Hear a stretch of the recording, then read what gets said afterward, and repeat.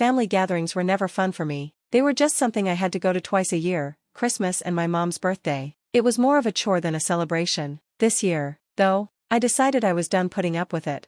I'm the older sibling, and my younger brother Bryan has always been the golden child. He could mess up big time, and my parents would still defend him. Meanwhile, I got in trouble for little things, like getting an AO instead of an A. Bryan is 34 years old and still lives with my parents. He's never kept a job for more than 6 months, and he doesn't pay rent, buy food, or help around the house. My parents take care of him completely. On the other hand, they always lean on me, whether it's borrowing money, fixing their house, or listening to Bryan's drama when he gets dumped. But this year, I decided enough was enough. I was done being their backup plan, so I sold my house and made some changes in my life. When I arrived at the family gathering, I could tell something was up. My mom looked really happy, and Bryan had this smug smile on his face. During dinner, my dad nudged Bryan, and Bryan stood up and said, "So, Mom and Dad decided I should move into your house." I just looked at him and calmly took a sip of my drink. That's funny because I sold it last week. Then, I handed him the papers to prove it. Bryan looked shocked. My mom went pale, and my dad nearly choked on his drink. "What?" my mom said, stunned. "I sold the house," I repeated, "and just in case you tried something like this, I brought proof. That's the finalized sale contract." Bryan looked at the papers in horror. "No, you can't do this. I was supposed to move in," Mom and Dad said. "Mom and Dad don't own my house," I replied, "and neither do you." My mom started crying. "How could you do this? Your brother needs a place to live." I shrugged. "He's 34, he can figure it out." Bryan tried to argue, saying I could just buy another house and let him stay there in the meantime. I laughed. "You seriously think I'd buy another house just so you can have a place to stay? That's ridiculous." Finally, my dad spoke up, saying I was selfish because Bryan wasn't as successful as me. "Of course not," I replied, grabbing my coat, "because you two never make him be, you always bail him out," and I left. The next few weeks were great. Bryan threw a fit and even went to the house I sold, only to find a retired couple living there. He made a scene and got kicked off the property. My parents called, demanding I fix things. I blocked them. Then, other relatives started messaging me, saying things like, "Bryan is homeless because of you," or "Your parents are heartbroken," but I ignored them. Eventually, Bryan ended up sleeping on my parents' couch, right back where he started. As for me, I took my money and went on a long vacation. I had no plans of coming back anytime soon. But the nightmare wasn't over. I thought I had finally escaped the mess, but my family wasn't done bothering me. A week into my vacation, I got a call from a blocked number. Against my better judgment, I answered. "Where the hell are you?" It was my mom, sounding furious. "We've been trying to reach you for days." "Mom, I blocked you all for a reason. You can't just.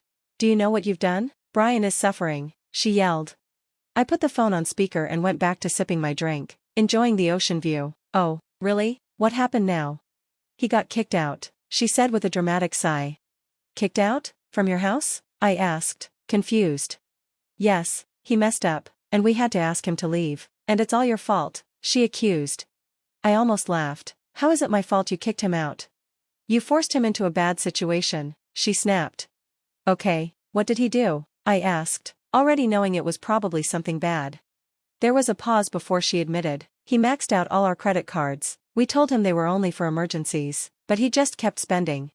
I couldn't believe it. "Wait, you gave him credit cards? How dumb can you be? Don't talk to me like that," she yelled. "Then stop acting like I owe you something," I shot back. She took a deep breath. "Look, we need your help. Your dad and I are struggling with money. Bryan has nowhere to go. You need to fix this." "No, you need to fix this. Just let him stay with you," I replied. "We can't, it's too much." "Well, that's not my problem, and good luck finding me, because I don't live anywhere you know anymore," I said. "What do you mean?" she asked, sounding genuinely shocked. "I moved, and you're not finding out where." Then I hung up. I thought cutting them off would be easy, but Bryan wasn't giving up. First, it was endless calls from unknown numbers and emails from fake accounts. I ignored them all. Then things got worse. I got a notification from my bank that someone tried to access my account. I quickly changed all my passwords and tightened my security. The next morning, I got an email from my realtor asking to confirm a change of address request. I called her immediately. "What request?" I asked. She explained someone had called pretending to be me, asking for my new address. They even knew some of my personal details, but my realtor got suspicious when they couldn't answer a security question. I knew right away who was behind it, Bryan. He was so desperate he was trying to hunt me down. I was done playing nice. I unblocked my parents, and as soon as I did, my mom called. "What is wrong with Bryan?" I demanded. She acted offended. "Why are you so mad? You haven't spoken to us in weeks." "Oh, you mean the weeks where Bryan tried to steal my identity?" I said. She went silent. "Yeah, you heard me. Tell me why your precious son is trying to get my private information." "He wouldn't do that," she argued. "Oh, really? So it's just a coincidence that someone tried to get into my bank account and find out my new address, right after I cut him off?" She sighed. "He's just desperate. You left him with nothing. His life is falling apart, and all you do is make fun of him." "No, he ruined his own life," I snapped. "And if he keeps this up, I'm calling the police." "The police?" she shrieked. "Yes, I have proof, so tell your golden boy to back off, or he's going to jail. Please, just talk to him, help him one last time," she begged. I took a deep breath. "Fine, put him on the phone." There was some shuffling, then Bryan's smug voice came through. "Oh, so now you want to talk? I just want to know one thing, Bryan." Silence.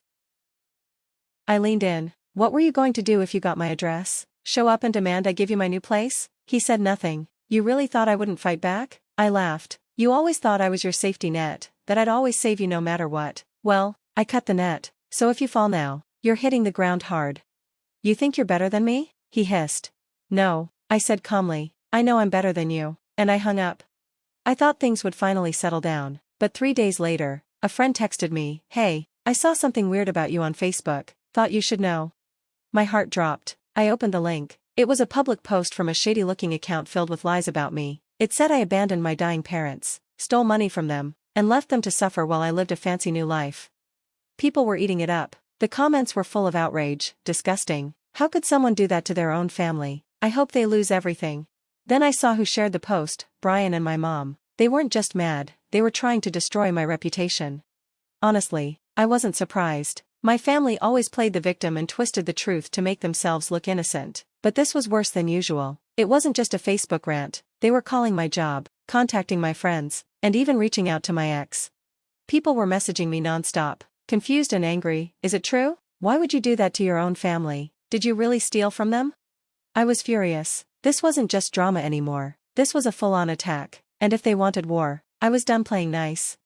I spent the next few days gathering proof. I saved messages from Bryan trying to harass me for money, screenshots of him trying to steal my identity, and proof that I had never taken anything from my parents. Actually, they had taken from me. Then I hired a lawyer, not just any lawyer, a ruthless one, the kind who loves cases like this. We sent a letter to my parents and Bryan, demanding they take down their posts and stop spreading lies about me. I thought that would scare them into stopping, but instead, Bryan went even crazier. A week later, I got legal papers in the mail. My parents and Bryan were suing me. They claimed I caused them emotional distress, financially abused them, and left them with nothing while I enjoyed a rich lifestyle. I sat there, staring at the papers, trying not to laugh. They had no case, none, but they thought I'd be too scared to fight back. Big mistake. The first hearing was a disaster, for them. Bryan showed up in a cheap, badly fitting suit. My parents sat beside him, fake crying. Their lawyer looked like he'd only taken the case for the paycheck. My lawyer tore them apart. We showed proof that I never stole a thing, the harassment messages from Bryan, and the attempt to steal my identity. The judge took one look at everything and said, "Are you serious?" The case was thrown out. Bryan lost it. "This isn't fair," he yelled. "She ruined my life."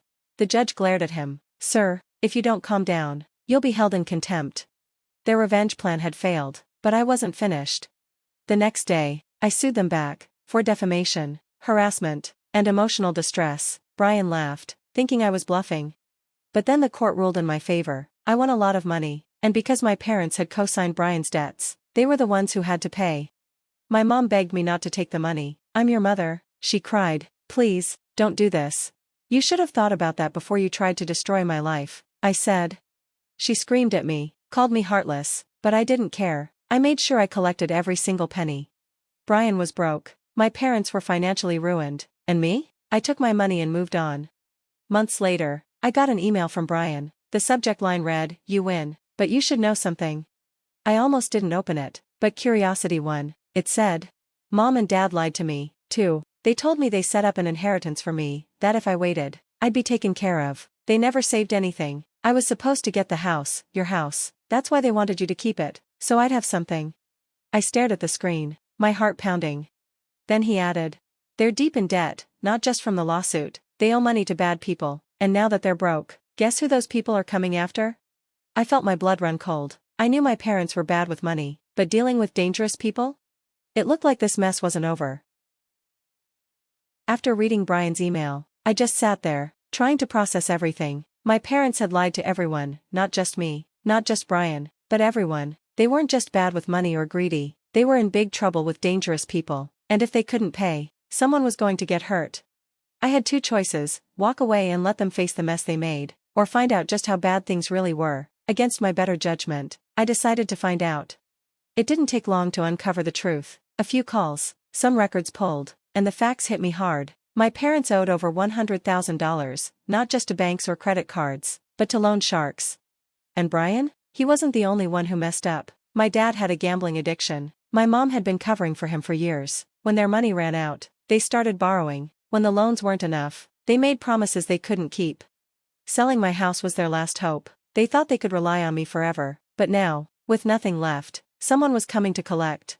2 days later, Bryan showed up at my door. I didn't even know how he found me, but there he was, messy, desperate, and scared. He looked nothing like the arrogant jerk I grew up with.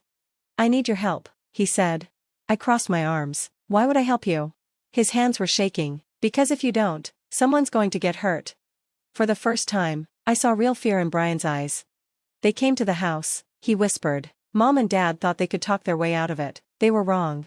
What happened? I asked, feeling my stomach twist. Bryan swallowed. They trashed the place, took everything valuable, left a warning. What kind of warning? Bryan pulled up his sleeve. His forearm had a fresh, deep bruise. They told me if they don't get their money soon, next time it won't just be a warning. I took a deep breath. So, what? You expect me to pay their debt? Bryan shook his head. No, I want you to help me take them down. I didn't want to get involved. I had worked hard to get away from my family's mess, but this was different. So I did what they never expected. I went to the police. I handed over everything: the fake lawsuit my parents filed against me, the identity theft attempt, the fraud, and proof of their massive debts. Then, I tipped off the loan sharks, not with money, but with evidence. I showed them how my parents had hidden their assets and lied to everyone.